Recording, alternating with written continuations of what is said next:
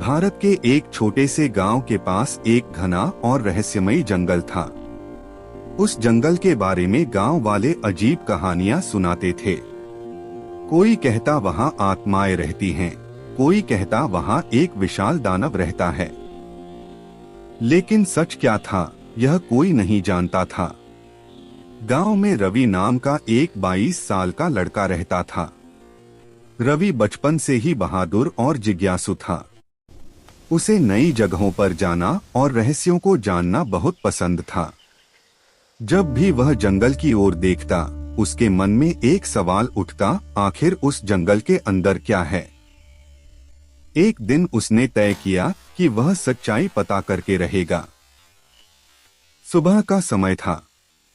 सूरज की हल्की रोशनी धरती पर फैल रही थी।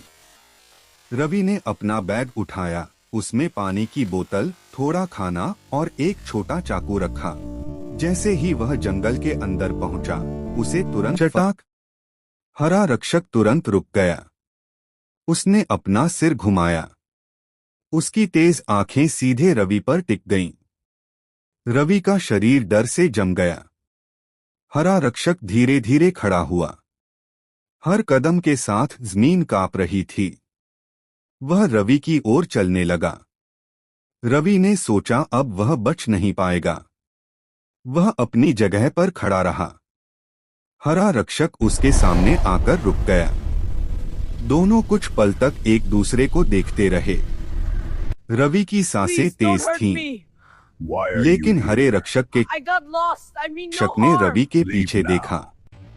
रवि ने भी पीछे मुड़कर देखा। एक बड़ा काला सांप पेड़ की शाखा से लटका हुआ था, हमला करने के लिए तैयार। रवि कुछ समझ पाता उससे पहले हरे रक्षक ने तेजी से हाथ बढ़ाया और सांप को पकड़ लिया।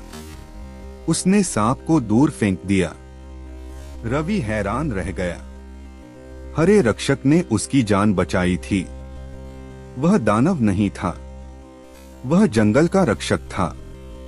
रवि की आंखों में डर की जगह अब सम्मान था। हरे रक्षक ने कुछ नहीं कहा।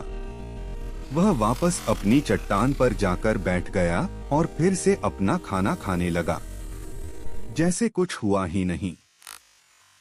रवि धीरे धीरे पीछे हटने लगा। अब उसे डर नहीं लग रहा था। उसे समझ आ गया था कि जंगल का अपना रक्षक है और वह रक्षक बुरा नहीं है। वह सिर्फ अपने घर की रक्षा कर रहा है। रवि जंगल से बाहर निकल आया। जब वह गांव पहुंचा तो लोगों ने उसे घेर लिया।